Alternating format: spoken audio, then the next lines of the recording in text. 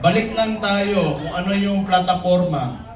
So noong 2016, si former President, si Roddy Duterte, yung tatay ko, sa survey, 7%, 15, 18. Ano plataforma niya? Dalawa lang.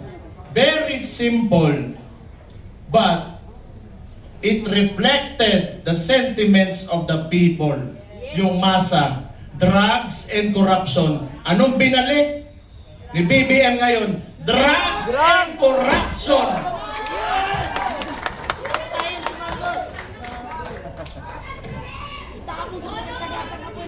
Sabi ng kapatid niya, hindi ako yun ha.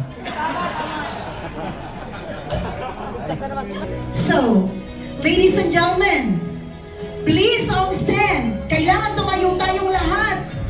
And let's give a level 10 energy to our guest speaker this afternoon, no less than Mayor Sebastian Baste Duterte!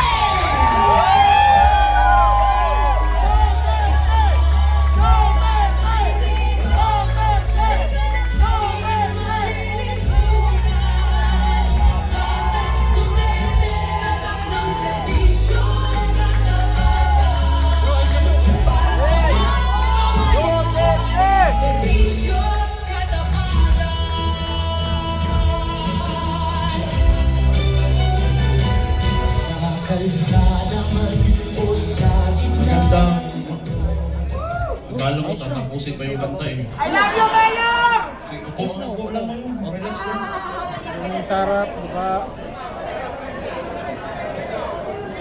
Magandang hapon sa inyong lahat. Former Speaker Dagot Alvarez, Senator Bongo, Senator Padilla, Mike Defensor, Chairman Alcusi, Congressman Leandro Libiste, Attorney Jimmy Bondok, Attorney Vic Rodriguez, Attorney Jamie Hinlo, Attorney Topacio, Philip Salvador, Idol, and my idol, Harold Respiso. Attorney Lambino, General Esperon, good to see you, sir. And yung mga hindi ko nabanggit, sa susunod na pagkikita natin. Baka nagtataka kayo, tumahimik ako eh. Tumahimik ako pagkatapos ng midterm elections. Kasi, wala, talo si Marcos sa Davao eh. Nagpahinga lang ako. Kailangan ko magpahinga kasi 2 taon kaming binanatan doon sa Davao. Yung ginawa ni Bangag, yung alam nyo na yung ayuda, yun naman yung paraan nila. That was a form of indirect vote buying prior to the campaign period. Yun talaga yun. Yung ginamit niya, so sinabi ko naman sa mga taga Davao, tanggapin nyo lang. Total, buwis nyo man yan. Yung nagsikap dyan, para may pera yung gobyerno, pera nyo rin yung kinukuha nyo. Hindi yan galing sa kanya. Pero yung mga taga Davao matatalino na, they are intelligent voters. Akala kasi yung claim ng mga kalaban na kami mga Duterte daw, mga otoritarian, yun, mamatay tao, kaya takot lahat. 2 million, matatakot namin yun. Di bukas patay na kami. Kung takutin namin 2 million na yan.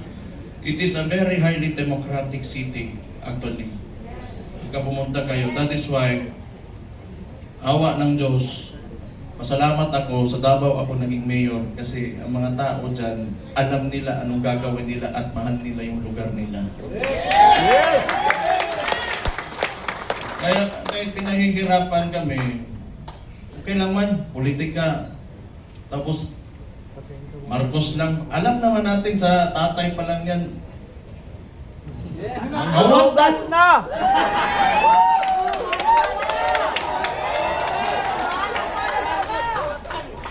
Hindi, kasi ganito yon. Nung nagsimula yung kampanya nung 2022, kasama niya yung kapatid ko, the Vice President. Siyempre, inisip ko rin, siguro, itong tao na to, gusto maging presidente, he will redeem the Marcos family name. So, hindi ko naman talaga inisip na may ganun din pala kagago yung tao na yan. Gago talaga yun! Siguro nasa isip niya, kung sira na yung pangalan namin, sirain ko na lang lalo. Wala naman akong political lang to. Kung bahala sila, magalit sila sa akin. Si Auntie Claire, tanawa. Pagkatapos ito, Auntie Claire, si Mayor Baste, lulo ni mo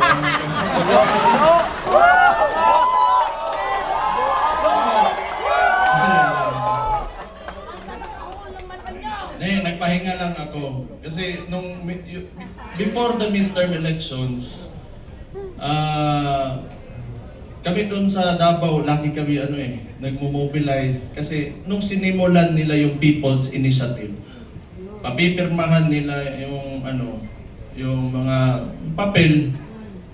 Siguro, I do not know. Pero definitely, sa ugali ng mga nangyan, wag na natin yung buong administrasyon niya.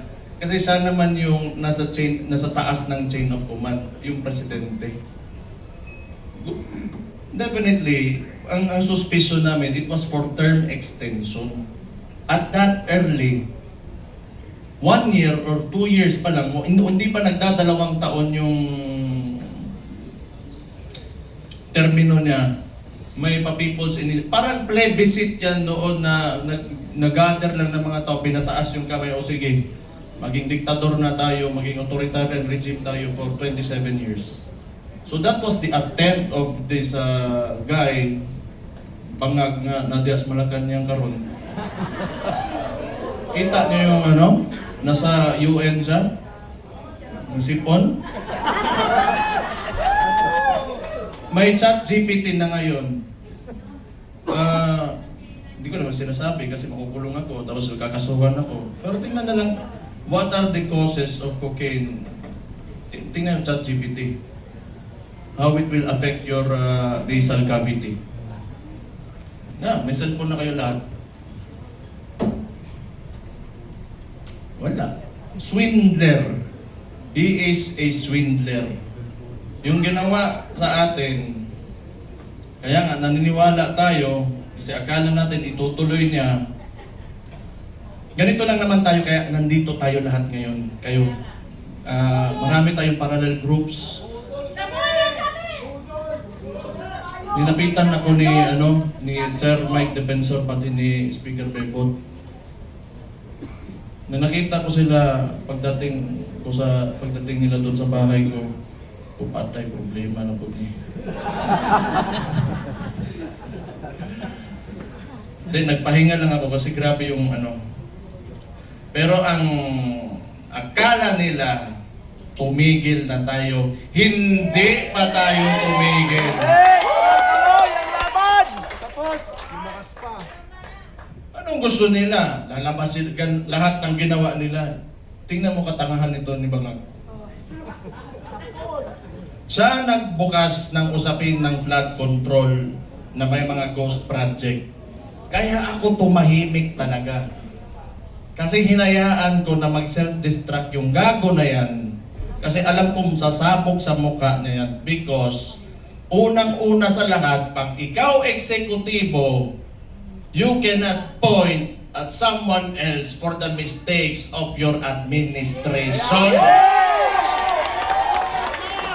Responsibilidad mo yan, ibig sabihin, either hindi ka nag-iisip o kulang ka sa pag-iisip o hindi mo talaga gusto yung trabaho mo. Walang isip. Ang iniisip niya, sumingot ng Kita ko cocaine! ngayon, nag-backfire sa kanya, and they attempted to, lagi nilang ililiko. Doon pinakita naman namin lahat, sa Davao, walang ghost project, may resibo kami lahat doon.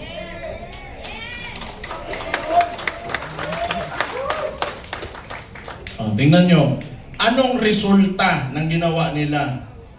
Kasi tinawag na natin yan, yung 2024 is the most corrupt budget, or the 2025, yung sinabi ni Sit Ungab nung panahon. Hindi, lahat yan kasi sayo ng upo The most corrupt. Bakit di sila makakilos ngayon na tumaas yung presyo ng langis? Walang pera. Nasa malita! Bakit hindi nila kaya babaan yung VAT, yung panawagan ni Leandro Libiste? Di nila kaya kasi wala nang sila nanakawin pa.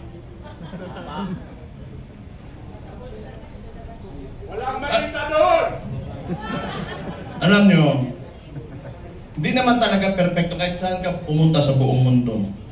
May mga lobbyists, you know, the congressmen and the senators, dadaan talaga yung pera dyan because that's the power of the purse, lobbying and all of that.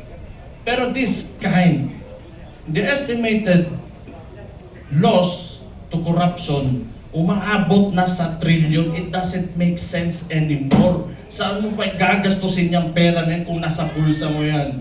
For what? Magkano ba gusto mo, yung kanin mo, gusto mo tag 200 pesos per kilo? Gusto mo yung pinakamasarap na pagkain, pinakamasarap na steak? Ano ba gusto mo sa buhay mo? Ano yung mga yan, mayayaman na yan? Hindi pa sila nakukontento. Hindi na lang maawa ba? Kita niyo yung mga matatanda na nagmamalingke sa umaga, magdadala ng bayong, tapos pahihirapan mo pa, ngayon tumataas presyo ng lahat. Hindi siya nakatingin sa pangkaraniwang Pilipino, ano ang buhay ng Pilipino. Tapos itong gago na to, patay na buwan eh. Gusto ko ba yan, mag-inita nila ako. Para ano naman, nagpahinga lang ako. Balik na naman tayo, patay na naman sila sa atin. Duterte! Duterte! Duterte! Duterte! Duterte! Ito pang maganda. Ito pang maganda. Tayo, mga parallel groups, ilan? Pila to ka buok? 600 parallel groups. Anong sinabi ng Vice Presidente? Siya ay tatakbong presidente, kumilos na tayong lahat. Duterte! Duterte! Duterte! Duterte! Ang gusto ng eto ano ko lang, tingin ko lang naman ito kasi hindi ko rin naman talaga mahulaan kung ano nasa isip ng kapatid ko.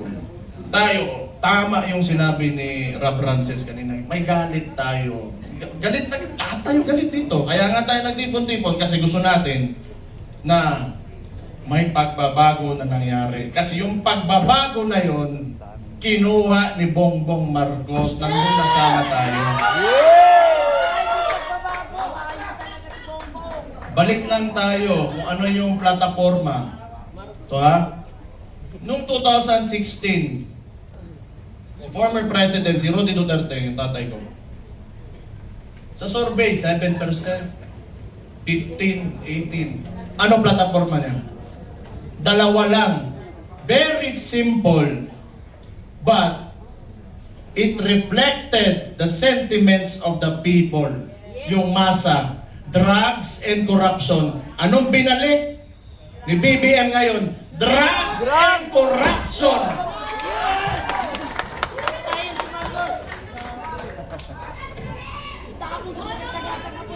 Sabi ng kapatid niya, hindi ako yun ha.